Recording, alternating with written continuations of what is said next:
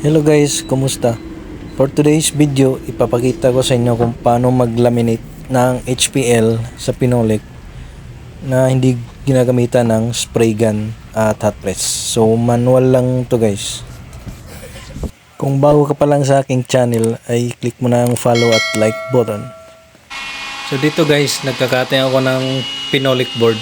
Ang kapal pala nito guys is 9mm. So ang gamit kong pangputol dyan is router machine.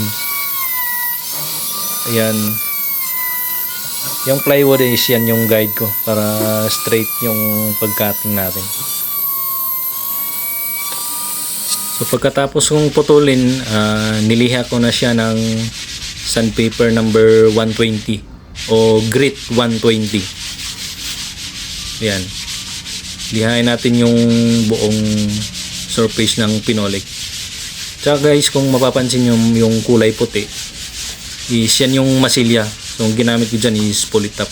Minasilian ko yung mga lubog-lubog, yung mga alon-alon para paglapat ng laminates natin is hindi rin siya lubog. Ayan, lihain lang.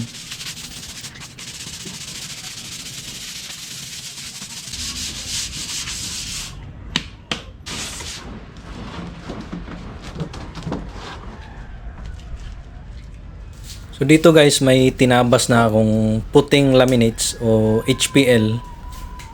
Kung ano yung sukat ng Pinolik nyo guys, mag-allowance kayo ng minimum of 50mm paikot.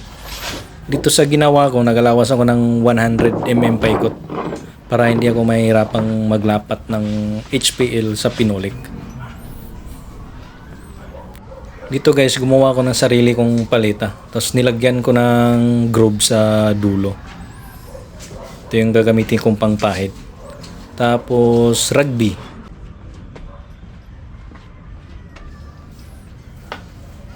Buhos na natin yung rugby sa ating HPL. Tapos yan, pinapahid ko na. So sa pagpahid ko dito guys, inuuna ko lang yung mga corners ng HPL. Yan, inuuna ko yung mga dulo.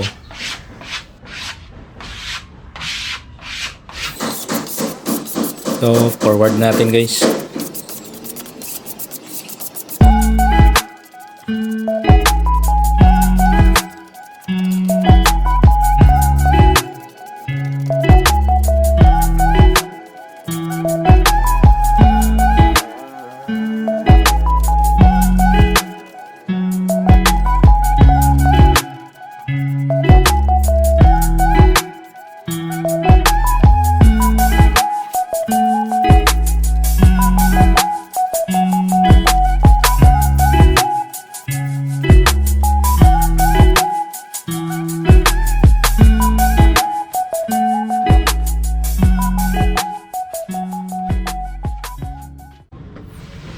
So pagkatapos kong pahiran ng rugby yung HPL, tinabi ko muna para yung Pinolik naman o yung boards natin, yun naman yung papahiran natin. Ganon din sa ating Pinolik guys. Inuna ko dito yung pagpahid sa corners, yung mga dulo. Ayan.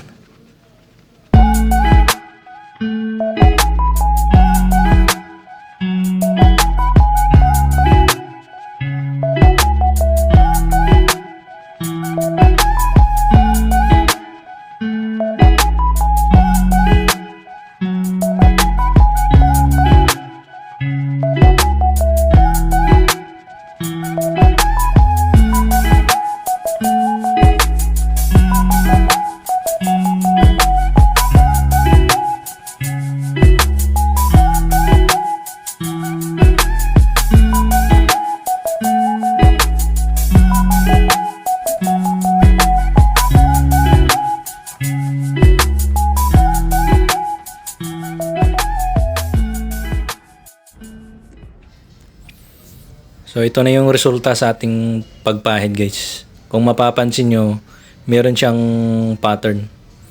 Gawa ito ng tawag nito, yung paleta na ginawa ko na may groove sa dulo. Ayan. Ganon din dito sa ating HPL. Meron siyang pattern. Para pag dikit natin sa pinolik, lapat na lapat. After 10 to 15 minutes, tuyo na ating rugby. Pwede na nating idikit yung ating HPL. So yan, dinidikit ko na. So maganda dito guys, meron kang alalay para hindi ka mahirapan maglaminate. Sa case ko dito, nabitawan ko yung HPL at buti na lang at malaki yung allowance ko kaya okay lang. So mas maganda pag may alalay kayo.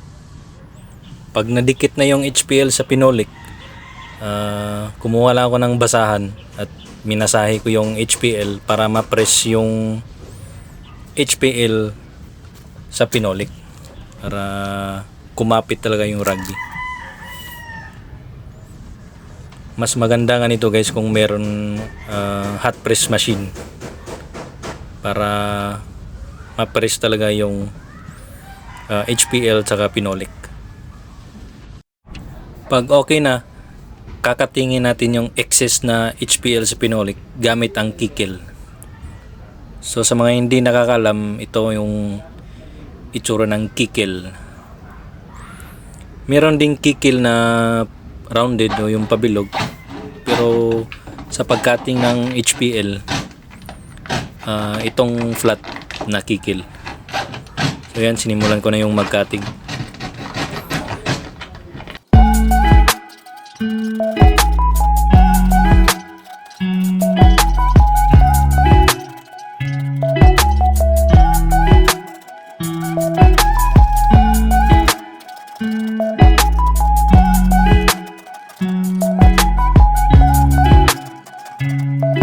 Pwede kayong gumamit ng trimmer sa pagcutting ng HPL para mas mabilis. Sa case ko, mano-mano lang kaya kikil na lang ginagamit ko.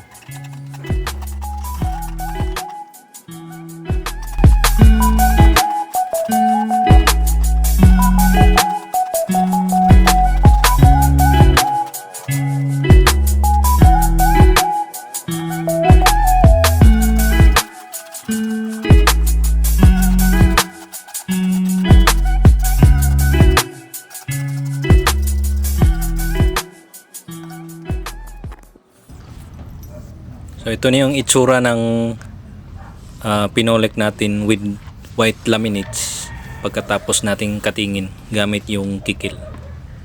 Yan, chinik ko yung gilid. So napapansin ko matalas yung HPL. So ang gagawin ko dito is lilihain. So ang gagamitin kong liha para sa HPL is yung sandpaper grit number 60.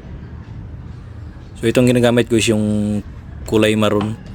Tapos ang ginamit kong sanding block dyan is yung 18mm na plywood. So yan, sinimulan ko na yung pagliha ng HPL para mawala yung talas. At saka pumantay rin siya sa edging ng ating pinolik. Para pag nag-edge band tayo or nag-self-edge, pantay din yung resulta niya.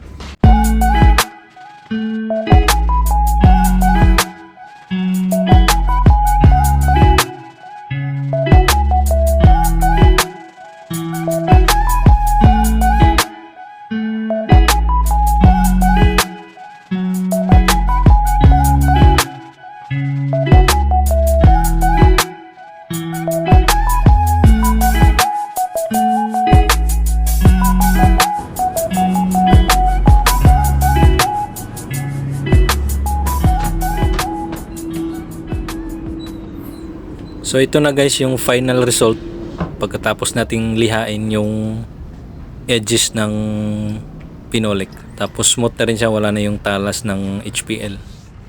Sa part 2 ng aking video guys, ilalaminate ko naman yung kabilang side. Tsaka i-edge ba na natin o self-edge. So yun lang guys, maraming salamat sa panonood and God bless.